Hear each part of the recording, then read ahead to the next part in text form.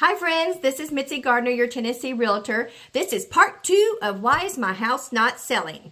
Now, are you getting frustrated because your house is sitting on the market? You're getting showings, but you're not getting any offers. You're wondering what the heck's going on. A house 2 houses down from me just sold, and it's the same layout, same square footage, everything's the same. So why is my house not selling?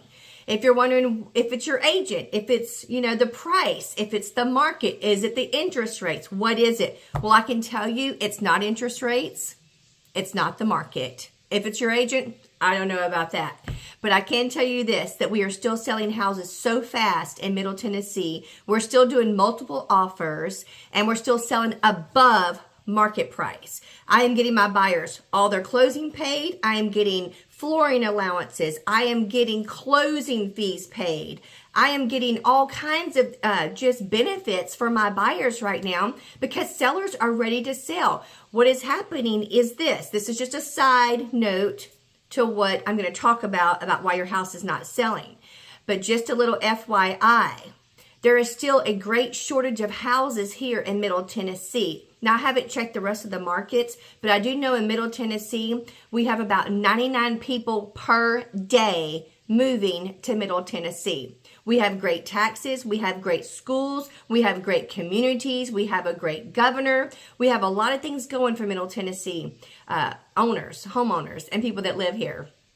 So with that said, we are still selling houses very, very quickly. It is not the market. Now, if you are looking to sell, it's the best time to sell. Why is that? Because you have a lot of equity in your house because the market has increased dramatically. So say you bought a house 2-3 years ago. Well, guess what? You've probably got about close to $50,000 to $60,000 in equity right there, just in 2 years. Probably more than that if you've done upgrades. So it's in your favor to sell and it's in your favor to buy, because they're building these beautiful new houses and people are also going to the rural areas.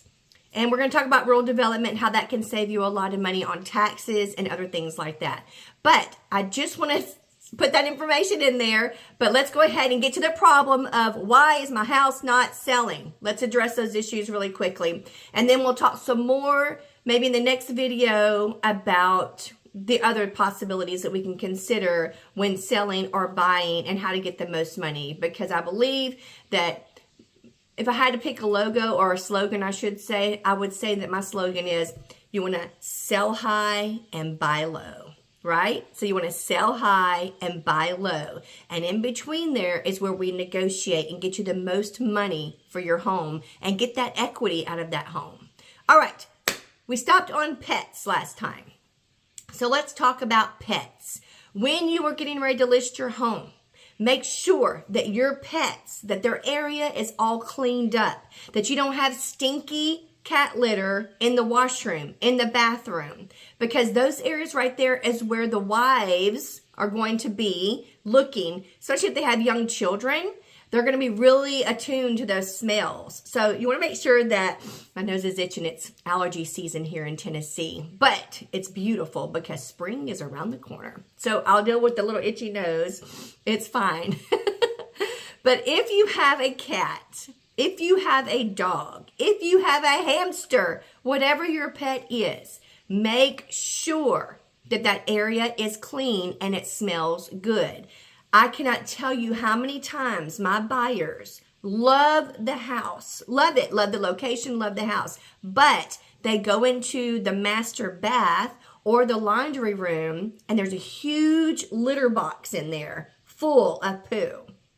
Or they go into the spare bedroom or the bonus room and the dog's bed is in there and it stinks like wet dog. Buyers are turned off by that. I mean, they have pets and they understand that it's going to be smelly, but at the same time, they do expect that the future home they're about to buy is going to smell good.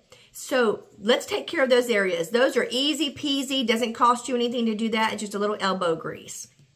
Second item that is the highest priority next to the entranceway. Remember how I told you that the door facing, where you bring that, when you touch that knob, you need to make sure that's all cleaned. Make sure it's all cleaned up. Make sure there's no cobwebs on the doorpost. Everybody's checking that out while I'm trying to get into that house. And the other area is the pantry, right? Pantries get cluttered. Pantries get dirty. Let's make sure that our pantries are clean, organized.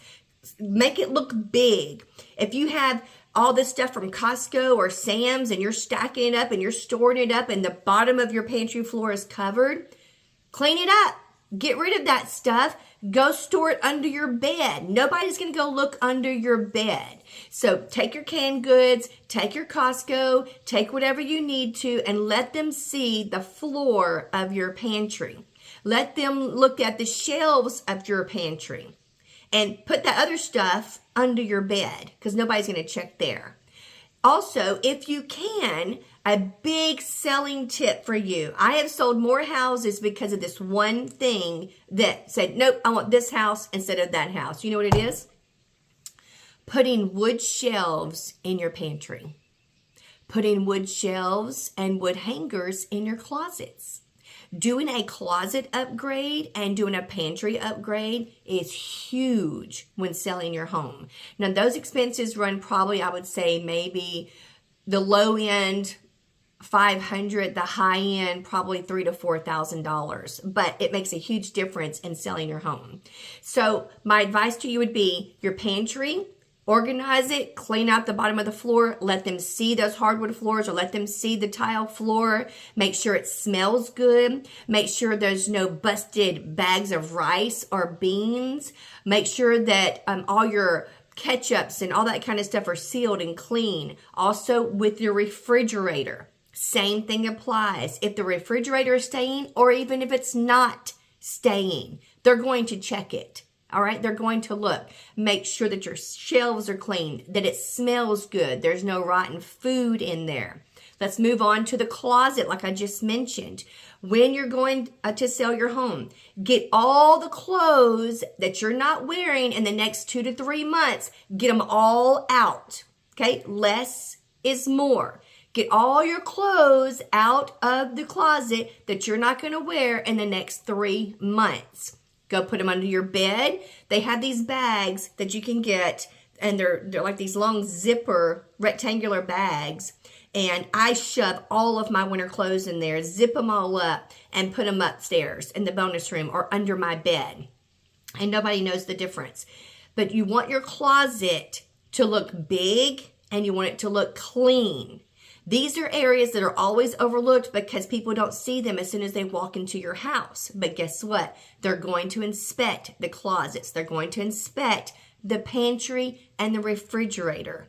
So if you will do those things, what did I mention? I mentioned the pantry. Clean it all up, and if you can, upgrade it. It makes a huge selling point. Your refrigerator, clean it all up. Clean out the gooey, ooey stuff that's dripped all over the place. Clean out the dead fruit. Do 2 boxes of baking soda in there and absorb those smells. Make sure that your ice machine is functioning and working properly. Make sure that the top of your refrigerator is cleaned off and not cluttered. These things are checked out and they make a huge impression. And this doesn't cost you anything to do. Again, go into your closet area. Clothes you don't wear in the next 3 months, get rid of them, put them underneath your bed. These are so very important, these items. If you have a laundry room, make sure you do not have clothes all over the place. Make sure you don't have tons of, cleaners and things like that cluttering at the shelf. You want empty space, but you want it to smell good and you want it organized and you want it clean. Guys, these are simple little things that I have noticed over the years that can actually make you lose thousands of dollars on an offer. I know. It doesn't make sense though, does it? But it's little things. Think about when you go look at a house. Think about when you go into somebody else's house. They can have the most beautiful living room, the most beautiful foyer. But when you start seeing and smelling clutter and filth, your whole perspective changes. Your whole perspective changes. So let's do these little tiny things that are going to increase the offers that you get. I'm not kidding. It will increase it by thousands of dollars, just doing these little things that are so inexpensive. So let's do this. Let's do these little things and tweak it. It could be the reason your house is not selling. Odors, clutter in the closets, clutter in the pantries, and a dirty refrigerator. Oh, and let's not forget, very important. And you know what? When I put an offer in for my clients, I always do this. I want the appliances cleaned. We're talking about the oven and we're talking about the microwave. That's right. Those items need to be cleaned. If you don't want to clean it, hire a professional before you put it on the market. But get the oven and get the microwave cleaned.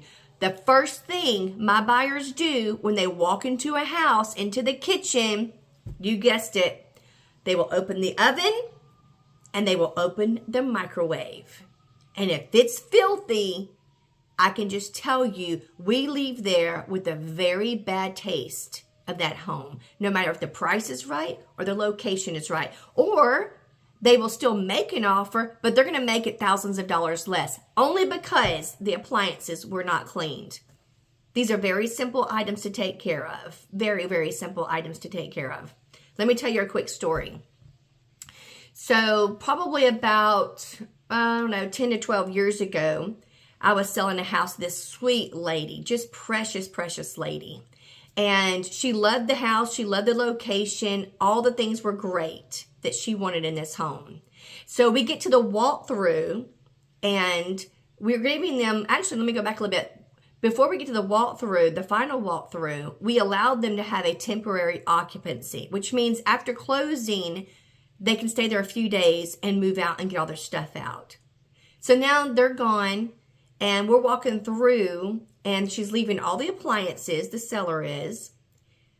We walked through and that refrigerator was absolutely the filthiest thing I have ever seen in my life.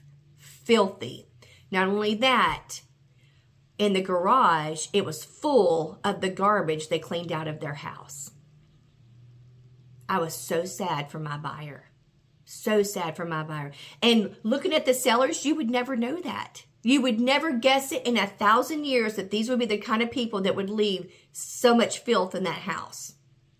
So from that day forward, I guess it's been about probably 12 years. I always put in my contract, in the special stipulations, all appliances cleaned, no trash left in the house or outside of the house, to cover my buyers, because that won't ever happen again. So just make sure that when you are showing your house, when you're putting it on the market, these items are addressed. It's important, and you could lose thousands of dollars all because you didn't clean your microwave, your refrigerator, your pantry, your closet, and around your pet area. Easy peasy, lemon squeezy. You can do this. So why is your house not selling? Probably because of those areas right there. Now, let's talk about the price point. Could it be the price point? Absolutely. Absolutely, it could be the price point. So if you are in love with your house and you want to make as much money as possible, and you have your house listed $10,000 to $15,000, even $20,000, let's even go $30,000 above market value, because you think, oh yeah, if they want my house, they'll pay for it. I can tell you right now, if they're a good agent, they're going to run comps and they're going to say, this house is way overpriced for no reason. And it's going to sit there. And it's going to sit there because why? When you make a loan for a home, unless you're paying cash, the bank will only loan you the appraised value. That means on that contract, when I write it up, I put on there, it is contingent upon the appraised value. So when the appraiser goes in there and he runs the comparables to get the market value to see what homes have sold in the last year that meet the same square footage, location, what else? The bedrooms, all those things. He compares them and makes a list, and yours is listed $30,000 higher. You know what he's going to put on there? $30,000 lower. So even if you got an offer that is at your asking price because they love that house so much, you're only going to get the money that it appraises for unless your agent says that they're going to pay above the appraised value. But if they're like probably 90% of buyers, they're only going to purchase what the bank will loan them. So that's just a little bit of information. Make sure you run your comps. Make sure that your agent is being honest with you. And make sure that you understand that if it's overpriced, it's going to sit there. It's going to sit there. Unless you have, a buyer that says, no, I absolutely love this. I'm going to pay. Now, what was it, like 3 years ago? Maybe 3, 4 years ago? I forgot what year it was. Houses were selling way over market value. And that's when you could really make a lot of money. But it was such a bidding war. I mean, we were doing homes without inspection, without contingencies. We were doing all kinds of things like that. And that was fun for the season, but it wasn't fun for the buyers, but it was fun for the sellers. But my buyers, it was not fun for them. So that's only a very small incident, a little window where you could be overpriced. And they were. I had one buyer that bought it $40,000 over asking with no repairs. Wow. I didn't like it. But we did it because they were ready to move and ready to sell. All right. I'm going to wrap up this video. There's a lot more information I want to share with you. Check back at this channel. Make sure you subscribe. If you have questions, if your house is not selling and none of those things touched on it, don't worry. I'm going to be back here next week and give you some more insights of why your house is not selling. We're going to get it resolved. We're going to get it fixed. Don't you worry about that. Okay, this is Mitzi Gardner, your Tennessee realtor, and I hope you have a beautiful day. It is beautiful outside. Spring's around the corner, and it's going to be lovely here in Middle Tennessee. I'll talk to you later. Bye, friends.